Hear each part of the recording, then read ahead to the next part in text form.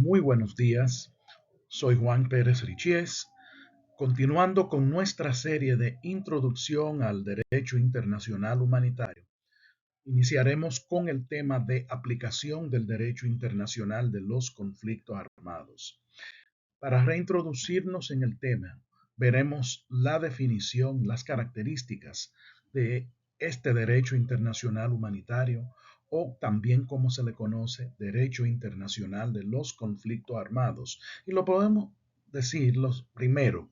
Estos son una serie de leyes internacionales, los cuales tienen su origen en el derecho convencional o el derecho consuetudinario.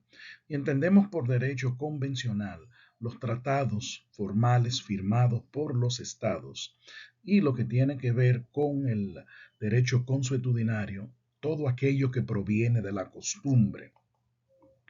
El mismo se aplica en los conflictos armados, sean estos de carácter internacional o conflictos armados no internacionales. Los mismos buscan proteger a las personas y bienes que han sido afectados por el conflicto y que limita por razones de carácter humanitario la utilización de medios y métodos durante el conflicto. Y aquí queremos puntualizar, los medios son todas las armas que se utilizan dentro del conflicto y los métodos son las tácticas a utilizarse. ¿Cómo podemos definir este conflicto armado? Podemos decir de manera práctica, son los enfrentamientos que se producen entre dos o más entidades estatales. Puede ser también cuando se enfrenta una entidad estatal ante una entidad no estatal. Tenemos un tercer caso, donde una entidad estatal se enfrenta a una facción disidente. O puede darse el último y cuarto caso, donde dos etnias o dos grupos armados se enfrentan entre sí. Y esta definición la tomamos del Diccionario de Derecho Internacional de los Conflictos Armados, escrito por Pietro Verri y publicado por el Comité Internacional de Cruz Roja en el año 1998. Y aquí queremos hacer una puntualización. Hablamos de que se da el enfrentamiento cuando se emprenden de manera intencional operaciones militares, un grupo contra otro, o cuando se ataca de manera intencional objetivos militares.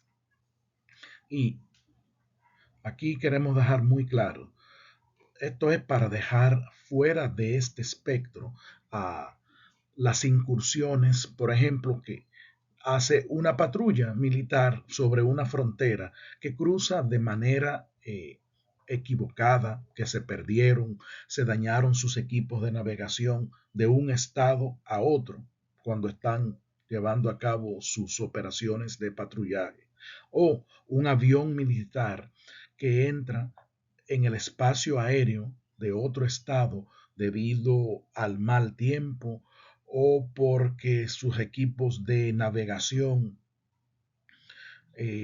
dejan de funcionar porque se dañan y pasan hacia el territorio de otro estado, o cuando un buque militar, un naviero militar, entra en las aguas territoriales de otro estado sea para hacer una reparación, sea porque se dañó, sea para llevar a cabo una operación de salvamento de un náufrago. Estas no son operaciones intencionales y no pueden calificarse como actos de agresión intencionales hacia otro estado. Y esto nos lleva a nuestro primer caso, el caso del conflicto armado internacional. En este se oponen las Fuerzas Armadas de al menos dos estados. Aquí aplica los 4 convenios de Ginebra del año 1949. Adicionalmente, tenemos que aplica el primer protocolo adicional a los convenios de Ginebra del año 1977 y por igual aplica el tercer convenio adicional a los protocolos de Ginebra del año 2005.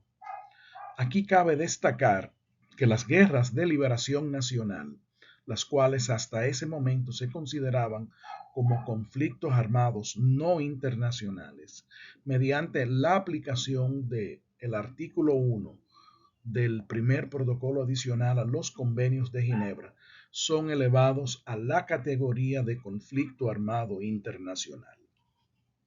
De manera gráfica, podemos ver el caso aquí más sencillo.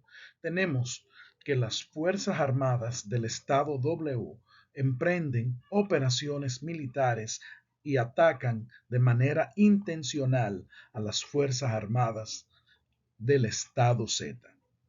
Esto puede complicarse y darse muchísimas variaciones. Un estado contra dos estados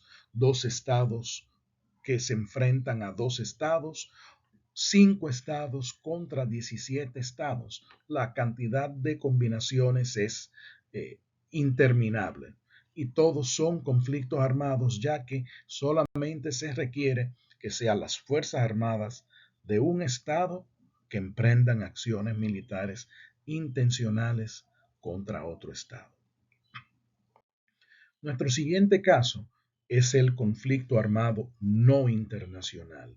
Y en este tenemos lo siguiente. Aquí se enfrentan dentro del territorio de un estado las Fuerzas Armadas regulares de este estado frente a grupos armados identificables dentro del territorio del mismo estado. Y este se puede clasificar según su intensidad.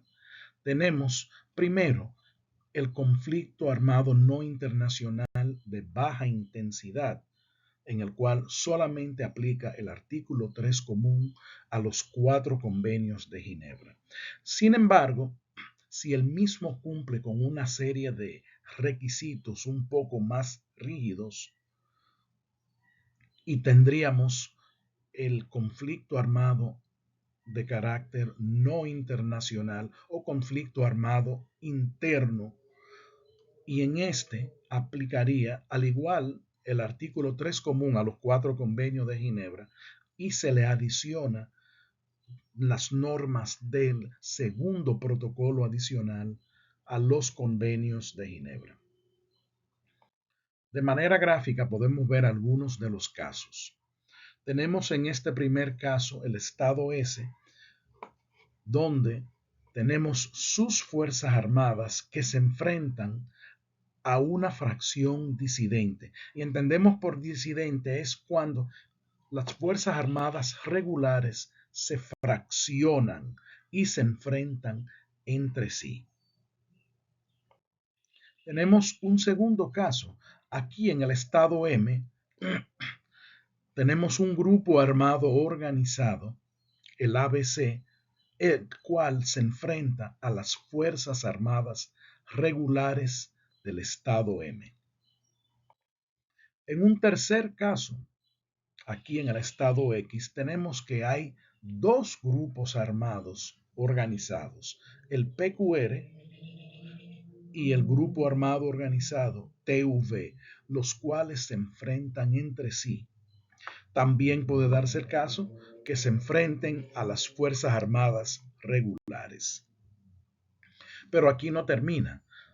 Hay un caso muy especial que es el caso del conflicto armado no internacional cuando se internacionaliza. ¿Cómo sucede este? Tenemos dentro del territorio de un estado, este caso hipotético en el estado D, donde tenemos que las Fuerzas Armadas regulares del estado se enfrentan al grupo armado organizado XJK, y tenemos también otro grupo armado organizado, el LMN. Sin embargo, el Estado G apoya con sus fuerzas militares este grupo armado organizado XJK. Y eso ya hace que cambien las reglas de este conflicto armado no internacional.